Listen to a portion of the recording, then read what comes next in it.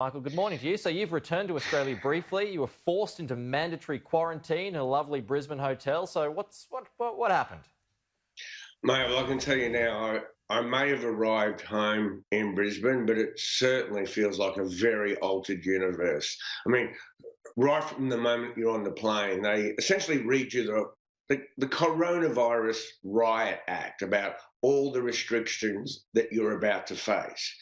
You're then led through an eerily empty airport until you finally come to a long bench full of police who there are ready to take all your details, register you, and really make sure you know that you cannot leave and that you are firmly under their control.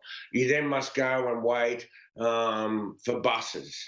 Then everyone is put onto a bus and taken to the hotel. On the bus, again, they read you a new Coronavirus Riot Act. And by the time you get to your quarantine hotel, you've got this much paperwork.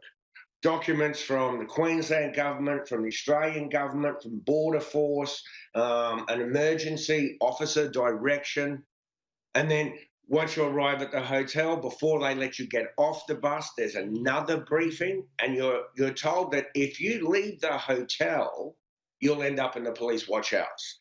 And the police officer on our bus happened to say, "Well, you're lucky you've arrived at a good hotel.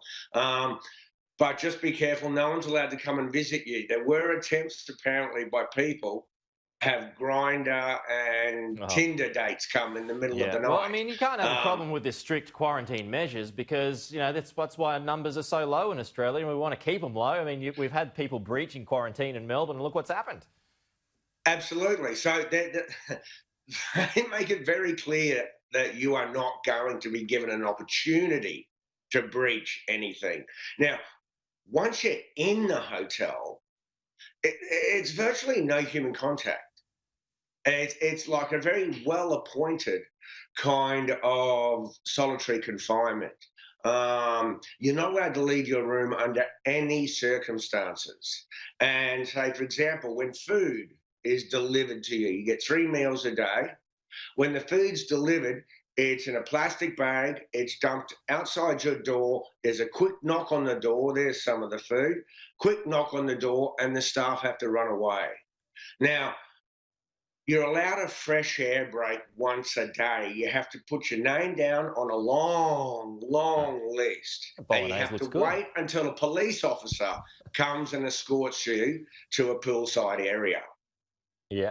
And that bolognese looks good, mate, I've got to say. We're looking at some of the food here. Is it all right? Yeah, look, I'm not going to Yeah. complain. I will say some of it's a bit ordinary, but I will say I ate so much better on American Army bases in Iraq in Right. their mess halls Okay. than I did at Righto. the hotel.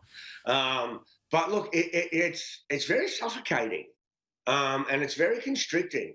And you know, with my group, there was a New Zealand, national triathlete, and there was a female member of the English rugby team, and watching them get their 10 or 15 minutes outside and trying to stay fit and exercise, it was so frustrating for them.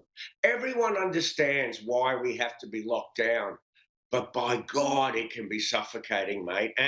And so the police have to take you from your room and then back up to your room, and then there's soldiers who watch you in the exercise area.